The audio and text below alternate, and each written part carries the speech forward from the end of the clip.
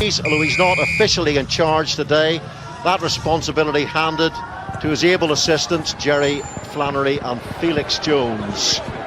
But this last season, finishing adrift of the Dragons, that's a good scrummage. It's a very good scrummage, and the penalty was certainly on the cards from the outset.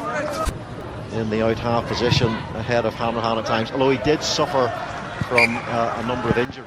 Mazzolini comes in with the tackle. What? What's the Fair play to Zebre here.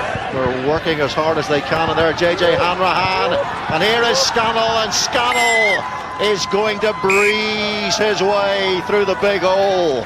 Zebre line out, put the pressure on. And they stole another ball here. It's Reece Marshall who takes the pass from Scott.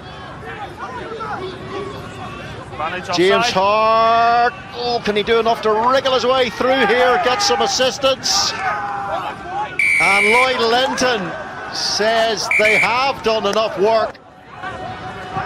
Famasanga, he's a little ball of muscle, just 5 foot 5 inches tall, but typical Samoan strength driving forward. Here's Mayer, Cluda flies in and over the top. Palizani, and here is Kieran Gaffney. Run away! No hands! 7! Palizani again. Oh, and they're through this time. And they have got their try before half-time. A try that was so desperately needed by the Zebre side. 10 seconds of this first half. That would totally alter the complexion of this game. If they can fashion the numbers, they should have the numbers. They do have the numbers.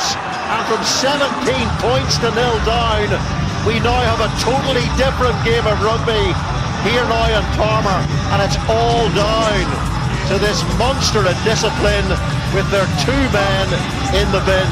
And will Munster long term end up paying for this?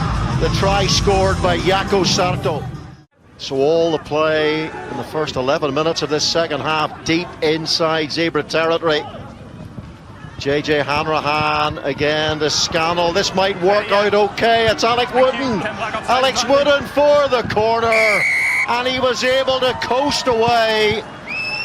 The Zebre defenders seem to simply evaporate. Palizani. Now, well taken by Darren Sweetnam, and then the offload, catch and offload at the same time, and now Simon Zebo, and that for Alex Wooden to run onto, and again coast his way past the non-existent Zebre defence. Again, good crisp line-out ball. Here is Fabiani, knew to get some pace around that blindside channel. Fragnito in possession, one of the permit players in this squad, and it's Bruno! Bruno for the line. Rory Scannell, I think, just somehow managed to drag him backwards. And now it's Mayer. Are we going to see a response here from Zebre? Might be a little bit too late. Oh, there's a lot of space in the corner.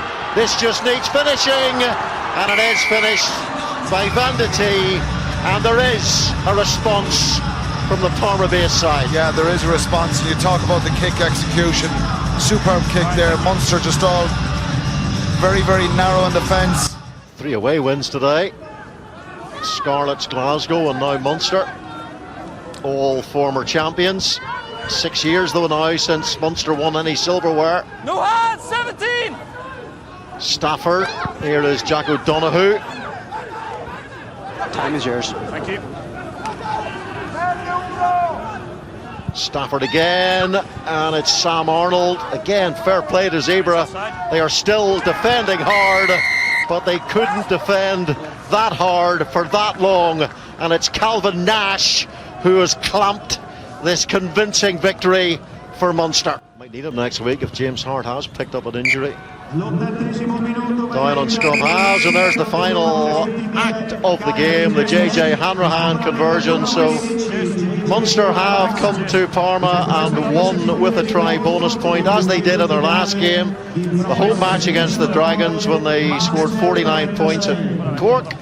and Cork is the venue next week, and we will be there. So it's job done under Jerry Flannery and Felix Jones.